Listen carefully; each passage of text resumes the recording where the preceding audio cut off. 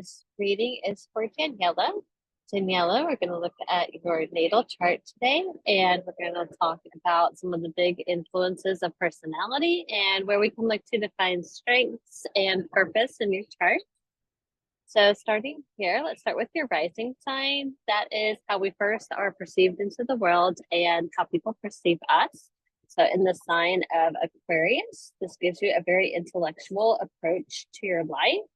You're probably somebody who is a quick learner and somebody who can retain information really well. Aquarius is someone who is perceived by other people to be very independent and very original in all that they do and think. You're not one to really go with the flow of what other people are doing. You're the kind of person who wants to really find and follow their own path in life. They're not really interested in knowing what is popular opinion. Sometimes they like to actively go against popular opinion just to prove the point that we should all be individuals in our own lives. You might be somebody who is very progressive in your thinking and is really ready to innovate and shake things up to cause changes and improvements in situations. You might be drawn to activities in life where everything is done by tradition and you are the person that comes in and sees where it can be changed to really be updated and need to be like a fresh face in an environment. You bring a sense of newness and innovation where you go. The quality of the air sign is the ability to communicate what your difference is, communicate your vision to the other person or other people in your life. You have a ability to build bridges between people and make connections, long-lasting connections with people that come into your life. The fixed element of Aquarius really gives you this ability to be persistent and somebody that is seen as a solid person who's there for the good and the bad in life. So this gives you a sense of being a loyal partner and friend to people. So let's move on to your sun sign, which is also in Aquarius. So now you have the energy of somebody who perceives new situations with this Aquarian energy. And then they also are consciously aware of that also. So it gives you like this double layer strength of being somebody who takes on new information and then follows through with it in the same energy field. So people probably see you as a very thorough person. And what's really nice is that when somebody meets you, they get to know you right away. There's no guard up. You don't have a lot of different layers of consciousness to work through for someone to really see the real you. And this is, again, evident when we look at this little arrow right here. Your sun is sitting on your ascendant. So you really have your ego is always present and your identity is always involved in your interactions. So this lets me know that you're someone who is not really going to do things that doesn't sit well with them.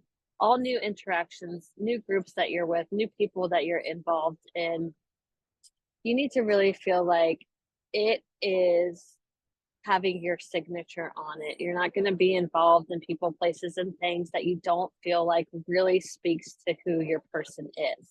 This is a strength for you because it looks like you can be really owning your originality and that you don't have to waste a lot of time in life being with people or places that aren't right for you. You're always going to have a clear sense of what feels good and authentic to you and what does not. And the ones that do not, you can quickly move aside. You have this ability to really connect with yourself and your truth a lot easier than other people do. So when we move on to your next sign, the moon sign is our emotional security. Where in your life do you need to feel emotionally secure? How do you get that deeper connection that you need with yourself and with other people? The moon traditionally is the mother because that's usually the place that we felt first safe and that all of our needs were met. The mother person in our life is usually the one that comforts us, feeds us, protects us, all of the things that when we are unable to do that for ourselves, they do it in the best way. So as we grow up, we look for that in other people and things. And it doesn't have to be your actual mother, it could just be that person that who played that role for you. But the energy is still the same. And this takes on like a changing energy because just like the moon phases here, this is where you can find like the more moody side of you or the more emotionally changing energy. But for you, it's in the sign of Leo. So now you went from having this air energy, this intellectual energy, and this thinking energy to now this fire sign of Leo, which is a real deeply feeling energy. It's enthusiasm, it's confidence, it's passionate, and it's always acting. So if we're moving forward in this energy, in our emotional nature, you probably find yourself that you have a little more of an emotional side than you realize in your everyday identity. You might find that you're surprised at how fired up or passionate you can get about a topic or how enthusiastic you can become when somebody mentions the right topic to you.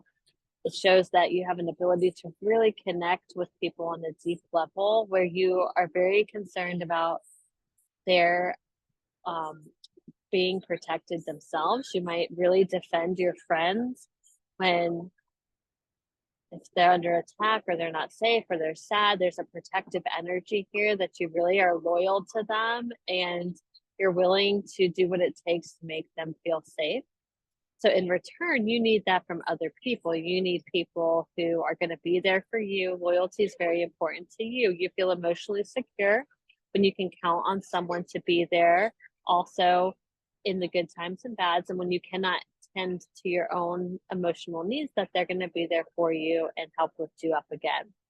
Leo is the sign of like pleasure and play. So in the relationship, you want to be feeling really close to someone. A good way to tap into that and feel emotionally secure in this relationship is to try to just let loose and have fun.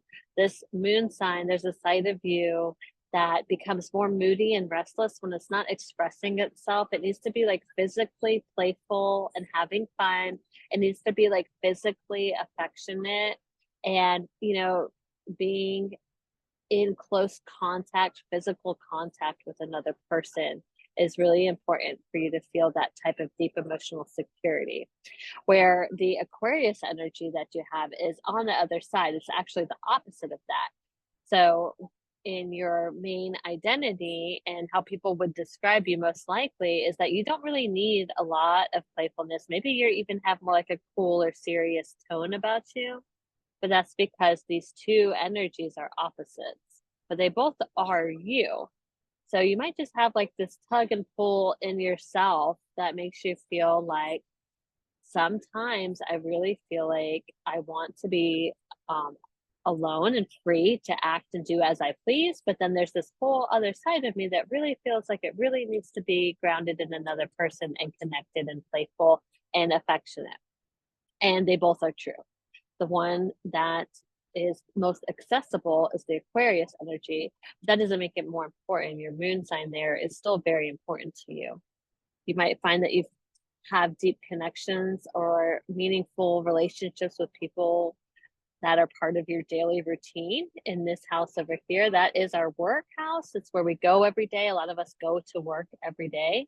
Some of us are doing a different job where it's not a traditional work sense, but where you're involved with people like this, that's where you feel deep connections to them. And that's where your emotional needs can be met. So if your everyday routine is to wake up and care for your pets and your home, then all that becomes emotionally secure to you. If your everyday routine is to wake up and go to work, you need to find a job where you can feel like you're emotionally contributing to the job, that the people there, that you matter to them and they matter to you. And what you're doing is helpful or expressing your creative nature in that department. So jobs to you are more than just clocking in and clocking out. They take a part of what brings you emotional fulfillment. We're going to move on now to your Venus sign. That is important to discuss. It talks about our love language, where we look for love and harmony and joy in our lives.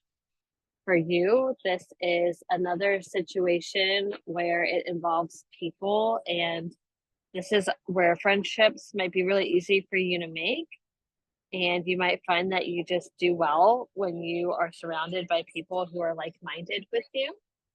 In the sign of Capricorn, sometimes it's when you are seen as the like the authority of the group. So if you start your own club or group, or if you become high ranking in an establishment, you can find a lot of peace in that and accomplishment, but it brings you a sense of serenity too. And with Neptune, it seems like you have a lot of creative energy. You have that Leo moon that's creative, and then you have this Neptune 11th house. You like to be around people who are creative, and you really enjoy when you're able to express your own creativity and you have freedom to do that. So if you're not already into some kind of arts, I would think that would be a good place to start, or in some type of group situation where you're all working on a project together and you can really show your leadership skills and your ability to work through many steps to tackle a product or create something. Since Capricorn is an earth sign, it could be something that you actually like do with your hands. Are you good at making things? Do you enjoy doing that in a group setting? Some people with this placement do really well, that I've known do things like a crochet or knitting circle. They meet and they make things together. It's a group, but it's independent craft that brings a sense of harmony and working together and joy. And there's still so much creative expression. So that's just one example, but it's something that you can independently craft or do or express, but it's among a group of people of like-mindedness, and they inspire you in your creative expression, and you do so with them too. When it comes to how you act when you're actually in a romantic relationship, the sign of Capricorn can be a little cool at first. You're not one that's really going to rush head over heels into a relationship. You might like to weigh your pros and cons. You might like to pause. Sometimes relationships are delayed in a Capricorn energy because the planet of Saturn is a restricting planet. It likes us to be mature. It likes us to work on ourselves first and then be in a romantic situation with the right partner. It doesn't like to waste a lot of time and energy on things that are not going to be useful. So if you feel like in life sometimes that your romantic partners or what you were hoping to be a romantic relationship doesn't always play out, sometimes that can be why, because it's really about you being mature and secure in yourself, and then really having a do not settle mind frame about who you're looking for in a relationship. You have an aspect here that's a red line to the moon. So sometimes you struggle with your ability to be emotionally vulnerable. You don't like to be seen as someone that really needs somebody sometimes. And that can also delay your ability to really feel fulfilled and valued in the relationship. So the strength here would be to acknowledge that, and then to gravitate towards people who you feel like are your type of people and you want to be open with. That's where you're going to find people that you might wind up having a relationship with, because you're already looking in the right place of the friendship circle. A lot of 11th house Venus people wind up being friends with someone first, and then it turns into a relationship down the road. They get to know each other first, they lay the foundation, and then they move on to romantic partnerships. The Capricorn person in love takes it very seriously, and they're very responsible partners. So once you found the person that you're looking for and you've decided that you're not settling, that you're ready for this, you become a very committed person, and you really want to build something together with your partner. It's important to you that you have somebody who you feel is reliable and capable of matching your ambition in life. You can be ambitious and you want them to at least have some type of goals and be working on how they're going to improve themselves or their career, that they're going somewhere, they have some type of goal in mind. They're not just floating around in space without a focus. The more someone is determined and ambitious, the more it's really going to bring you to be attracted to them. Your Mars is the planet of what really gets you fired up and how your own ambition is. So it's in the sign of Aries, which it naturally rules. So it's really accessible energy to you. You have a very high drive in life to accomplish many things. You want to go, see, do, act. You're ready to make a move. So when you meet somebody who's also like that, you really like that they have this really ambitious side. And like you, they may have really high dreams and high expectations in life, and they really don't want to settle for anything less than attaining all of their goals. So when you use that with the Venus energy, you have this focus like engine of power that two people can stay motivated off of each other. The difference here is that your type of ambition in the relationship is practical. It pauses, it evaluates the plan, and then it takes the right steps. Sometimes the people that you're attracted to and you get excited by, they have high ambitions, but they haven't really thought clearly about how they're going to get there. They're just kind of rolling the dice and going for it.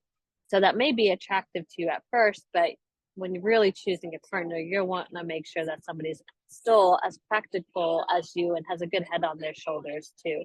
You need somebody that who appreciates logic and reasoning, who has high achievements, but that they're actually attainable too.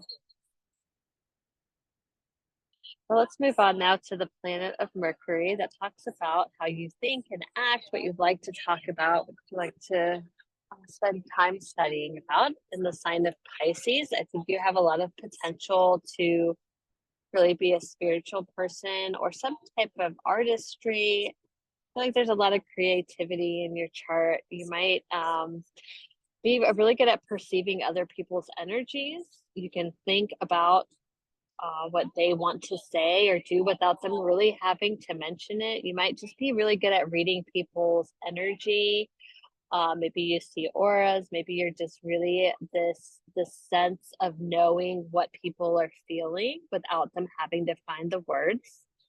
The Pisces Mercury person isn't always the best at putting in their feelings into words. It's more of like a vibe that they feel for, and it's more about how they can be a listener to people. They really want to know what people's experiences are, and they want to know how they can be compassionate towards them.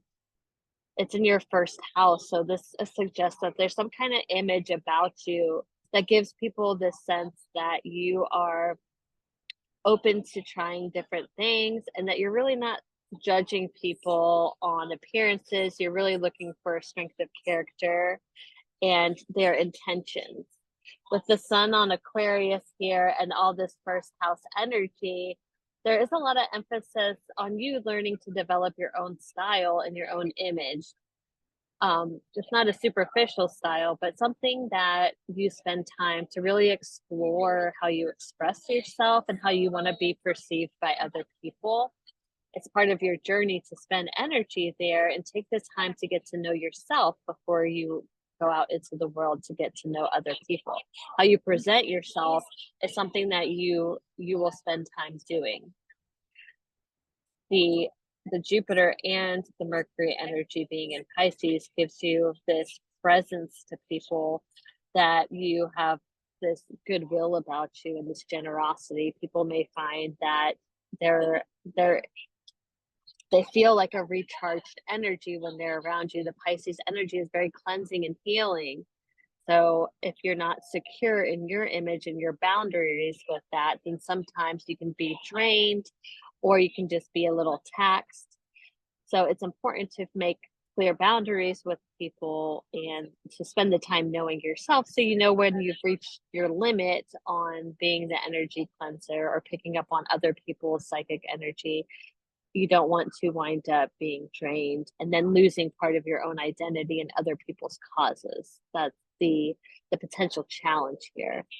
The strength here is that many people in the path of life that are going to meet you and learn from you, there's many different types of people that are going to feel like you understand them and that they can befriend you.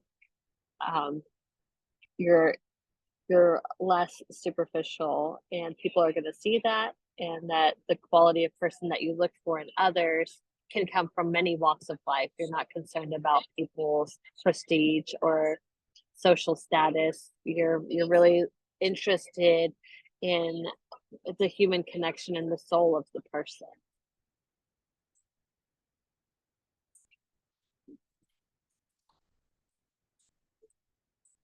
Let's talk about the outer planets, or the places where we can expect sudden insight or sudden electric energy, these lightning bolts of change, of brilliant ideas.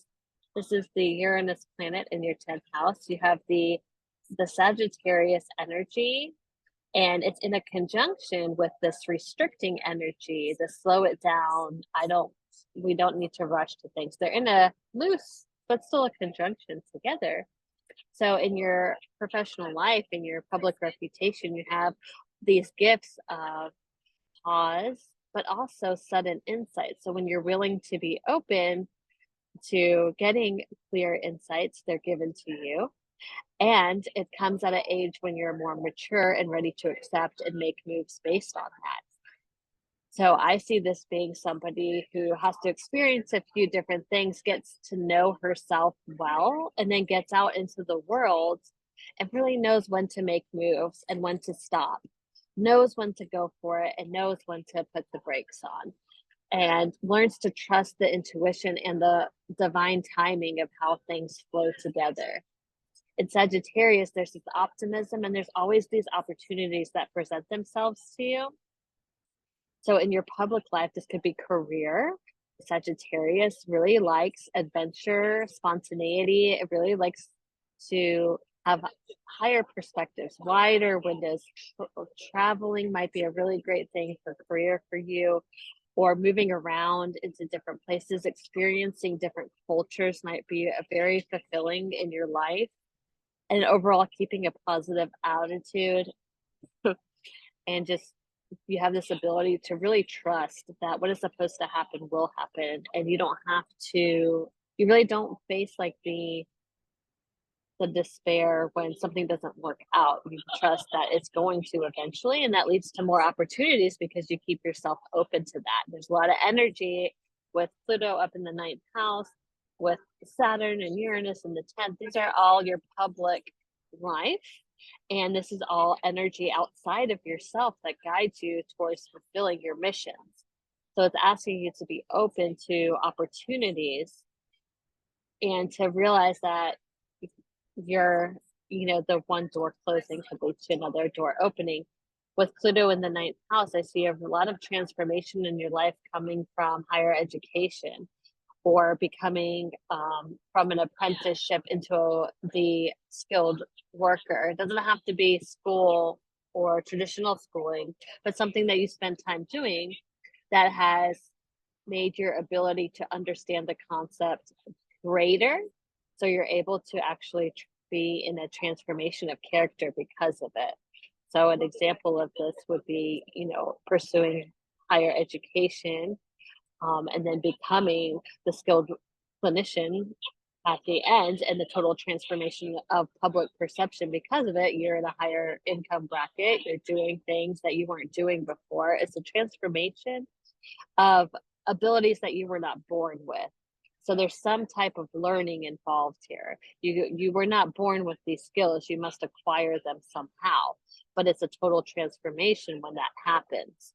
And that is an outside energy that's a possibility for you. The the 9th house, which is with Pluto there, would suggest, well, maybe you were limited in your ability to travel or education early in life, but when the opportunity presents itself and you're ready to do that and you're able to, that's where you can actually obtain a lot of control of your own destiny.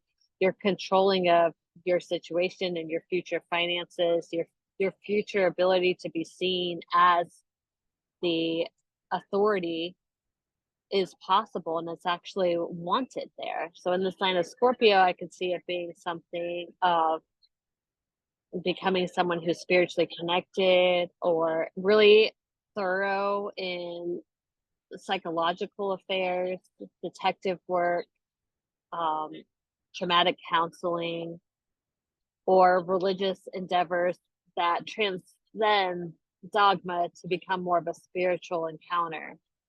All of these things, this is where great transformation happens in your life, and you can really be the authority of it. So lastly, I want to look at your nodes. We have what's called a north node and a south node. The north node is where we want to go in life.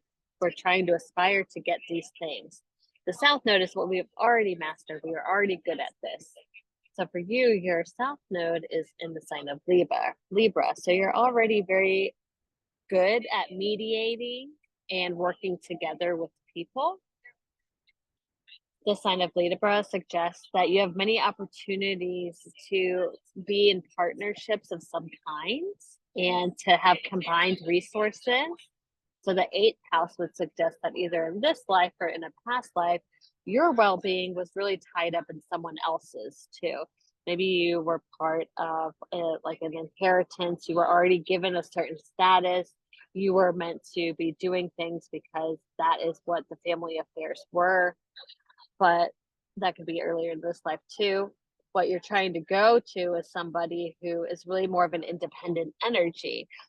The second house is all about what you acquire of your own doing. The all the material or security possessions that you have are because you did it yourself. And in the sign of Aries, it's because your own focus is on you. And so it looks like we're releasing the tendency to be codependently connected to people and owning who we really are and what we have to offer and what our skills are. And then you become into valuing yourself and building the self-esteem and the identity that you need to be able to acquire all of your worth. So that means monetarily, but it also means in value of yourself. This is interesting to me because I see that you have so much first house energy, and it looks like the whole chart is really working together for you, using outer experiences and opportunities to really help you guide and create this personal identity that it would say before you weren't really given a chance to have. Maybe you were caught up in duties or family life or what was already laid out for you to do. But really, what is important to you and where you spend a lot of energy, and the actual end goal here is to get to know yourself and to build a solid foundation that you can stand on of your own doing. I see that it could be possible many ways to do that, but with the Aquarian energy in the beginning, I feel like it could be something that is not connected to what other people in your family do or what friends are doing. It's not really about what other traditional routes were taken in the home, or even what the maternal and paternal suggestions were. It might be something completely original, but it's an ability for you to identify and own that part of you. And then this way you become secure and you feel like you're able to stand on your own 2 feet in who you are and in what you have. It's very empowering, like a self-empowering energy here. So I'll stop here for the sake of time, but please let me know if you have any questions. Thank you so much for your interest.